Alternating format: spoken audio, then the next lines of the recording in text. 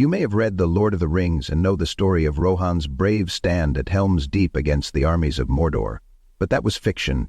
In real history, there was a fortress in the mountains of Sichuan, China, where soldiers and civilians resisted the mightiest army of their time, the Mongol Khan's forces. For 36 years, their struggle shaped the course of world history. The year is 1259. The Mongols, the most fearsome cavalry the world had ever seen. They had conquered vast empires from the Pacific to Europe, toppling kingdoms like falling dominoes. But then, in the mountains of Sichuan, they met an enemy they could not break, a tiny fortress that defied the Mongol war machine for 36 years. This is the story of the Battle of Diaoyu Fortress, the battle that may have changed world history forever. The Mongols, the most fearsome cavalry the world had ever seen, they had conquered vast empires from the Pacific to Europe, toppling kingdoms like falling dominoes. But then, in the mountains of Sichuan, they met an enemy they could not break, a tiny fortress that defied the Mongol war machine for 36 years. This is the story of the Battle of Diaoyu Fortress, the battle that may have changed world history forever.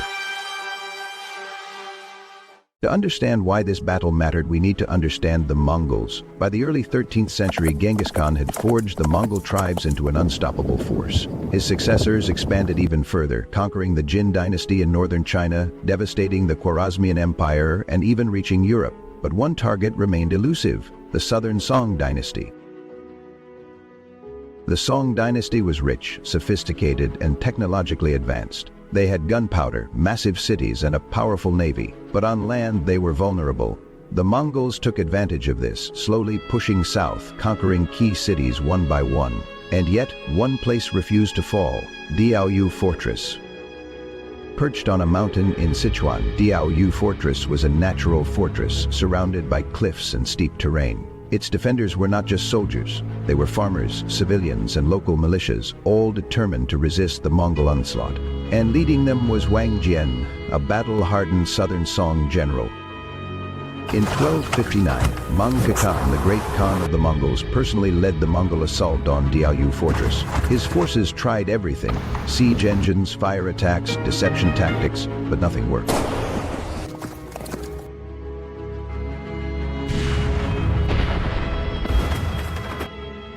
Then something shocking happened. During the siege, Mongol Khan was mortally wounded by a projectile fired from the fortress. His death was a devastating blow to the Mongol Empire.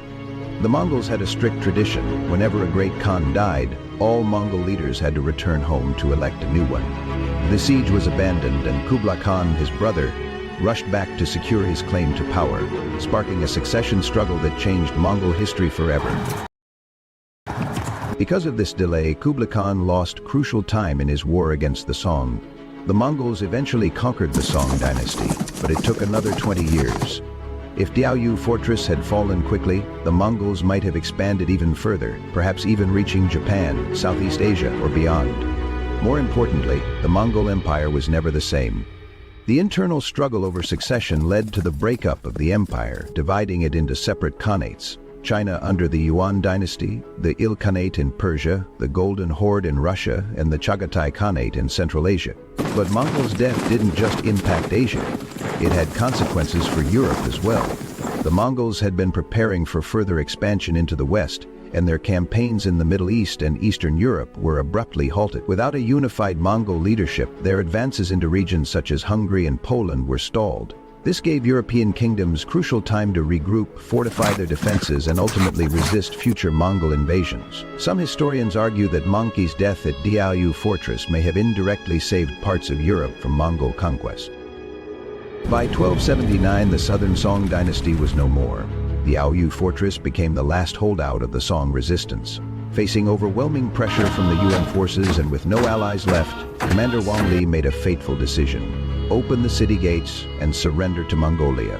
Unlike other fallen cities, Diaoyu Fortress did not face a massacre. Wang Li negotiated terms of surrender on one condition: the UN forces would spare the soldiers and civilians. The Mongols, recognizing the fortress's legendary resistance, agreed. The lives of thousands were saved, but Diaoyu fortress itself would not be so lucky. To ensure it would never be used as a stronghold again, the Yuan rulers ordered its deconstruction. The walls were dismantled, its strategic structures destroyed, and its defenders and residents were relocated across the empire to prevent future uprisings. What was once an impregnable fortress became a relic of history. Though it fell, Diaoyu fortress became a symbol of unyielding defiance. It had resisted the Mongol war machine for over 3 decades, an accomplishment few could claim. To this day, it is remembered as a testament to human resilience against overwhelming odds. History is full of moments where small battles have massive consequences. What do you think would have happened if the Mongols had conquered Song China faster? Let us know in the comments.